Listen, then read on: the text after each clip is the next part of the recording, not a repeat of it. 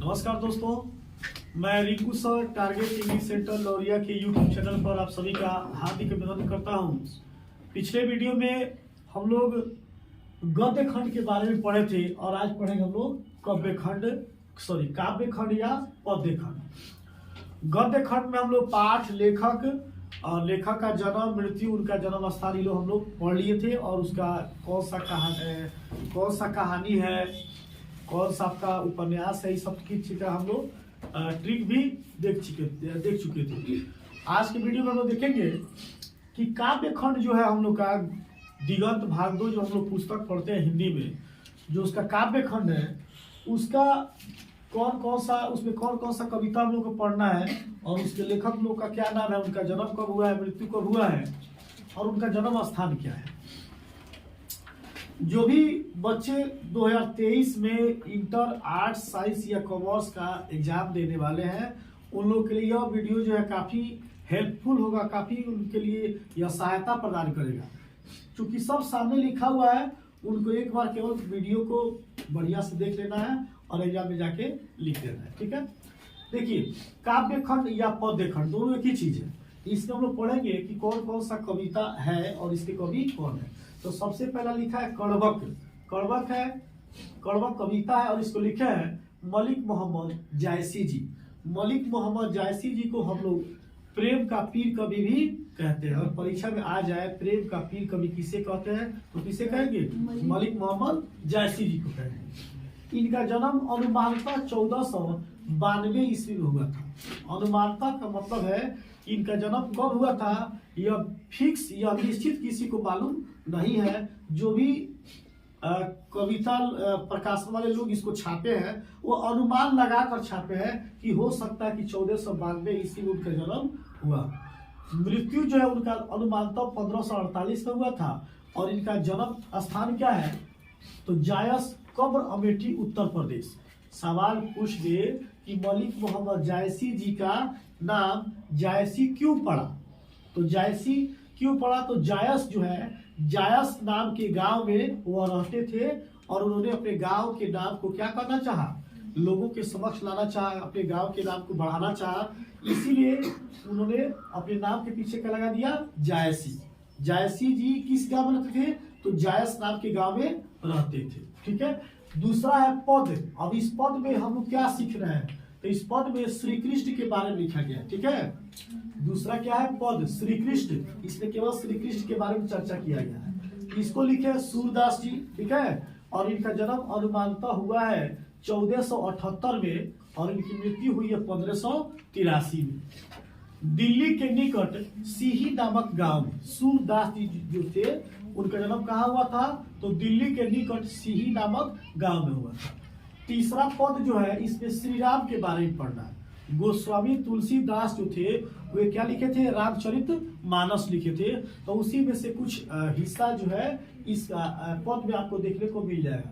पद है श्री रामचंद्र जी। ठीक है, इसको लिखे कौन है तो तुलसीदास। तुलसीदास का जो उपनाम था वह था राम बोला।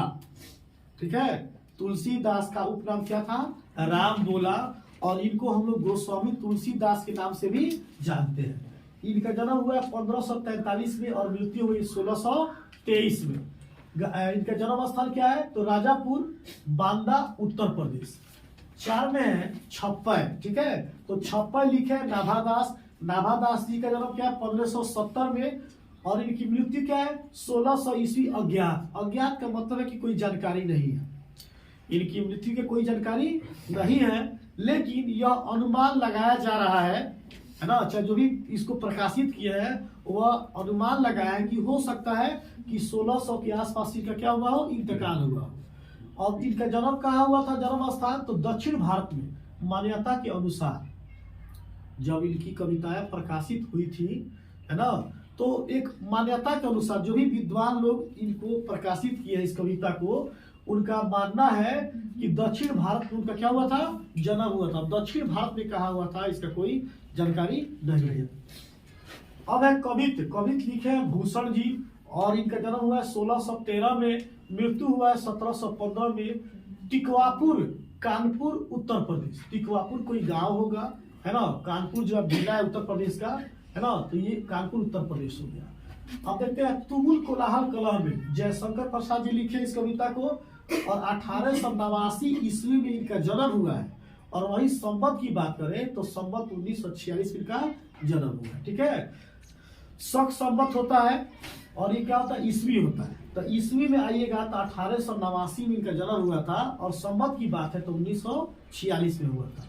मृत्यु हुआ था 15 नवंबर 1937 को वाराणसी उत्तर प्रदेश में। ठीक है, आगे है पुत्र वियोग। यह क्या है, पुत्र वियोग जो है एक शोक गीत है। आपसे परीक्षा में पूछ देगा, है ना, कि पुत्र वियोग हिंदी साहित्य की कौन सी विद्या है। तो पुत्र वियोग क्या है, शोक गीत है। कविता जब लिखा जाता है तो कविता को कवि लिखते समय क्या करते हैं, पहले स्वरबद्ध करते हैं, उसको गाते हैं। ठीक है, तब उसको लिखते हैं। तो ये शोक गीत था। ठीक है, पुत्र वियोग। इसके लेखिक कवित्री कौन है, तो सुभद्रा कुमारी चौहान। सुभद्रा कुमारी चौहान जो थी उनको एक पुत्र हुआ था, और उस पुत्र की मृत्यु क्या हुई थी, आकस्मिक हो गई थी, है ना। असमय उसके पुत्र की मृत्यु हो गई थी। तो किसी भी माँ का पुत्र अगर माने असमय मर जाए तो उसको दुख होगा। तो दुख में क्या कर रही है, रो रही है, बिलख रही है। तो उसी पर उन्होंने क्या किया था, एक शोक गीत लिख दिया था।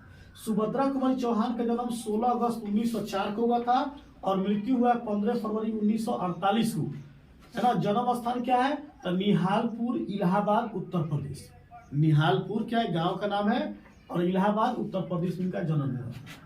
उषा का समझते क्या होता है, उषा का मतलब होता है प्रातः काल की बेला। प्रातः काल सूर्योदय नहीं हुआ रहता है, प्रातः काल में क्या होता है, सूर्योदय नहीं हुआ रहता है, सूर्य उदय होने वाला होता है। ठीक है, तो उषा लिखे है शमशेर बहादुर सिंह। 13 जनवरी 1911 को इनका जन्म हुआ है, और यह 1993 को मर गए। इनका जन्म कहाँ हुआ है, तो देहरादून उत्तराखंड में। अब है जन जन का चेहरा एक। तो इसको लिखे गजानन माधव मुक्तिबोध। 13 नवंबर 1917 को इनका जन्म हुआ है, और 11 सितंबर 1964 को इनका मृत्यु हो गया। श्योपुर ग्वालियर मध्य प्रदेश इनका जन्म स्थान। अब है अधिनायक लिखे रघुवीर शाह है। 9 दिसंबर 1929 को इनका जन्म हुआ है, और 30 दिसंबर 1990 को क्या हुआ, इनका इंतकाल हुआ, यानी कि मृत्यु हुआ। लखनऊ उत्तर प्रदेश इनका क्या है, जन्म स्थान। अब है प्यारे नन्हे बेटे को। विनोद कुमार शुक्ल जी लिखे हैं। 1 जनवरी 1937 को इनका जन्म हुआ है, और ये सौभाग्य से अभी तक क्या है, जीवित है। गांव इनका क्या है, तो राजनांद गांव छत्तीसगढ़ में इनका जन्म हुआ था। अब है हार जीत लिखे कौन, अशोक वाजपेयी। इनका जन्म हुआ है 16 जनवरी 1941 को, ये भी अभी तक जीवित है। सागर मध्य प्रदेश में इनका क्या हुआ है, जन्म हुआ है। सबसे आखिरी है गांव का घर। ज्ञानेंद्र पति जी लिखे हैं इसको, और 1 जनवरी 1950 को उनका जन्म हुआ है, ये अभी तक जीवित है। और ये लिखा है पथरगामा, गोड्डा, झारखंड। इनका क्या हो गया है, वहां पर जन्म हुआ है। ठीक है, पथरगामा, गोड्डा, झारखंड में क्या इनका जन्म हुआ है। तो इस प्रकार आप देख रहे हैं कि यहाँ पर कवि हो गया, कविता हो गया, कवि हो गए, उनका जन्म, उनका मृत्यु और उनका जन्म स्थान। ठीक है, एग्जाम अगर आप जा रहे हैं देने के लिए तो रात में जिस दिन आपका एग्जाम है उस रात को केवल पढ़ लीजिए, आपका 3-4 नंबर कम से कम क्या हो जाएगा, कंफर्म हो जाएगा। ठीक है, बंद करो हम बाद में कार्टून शुरू करेंगे।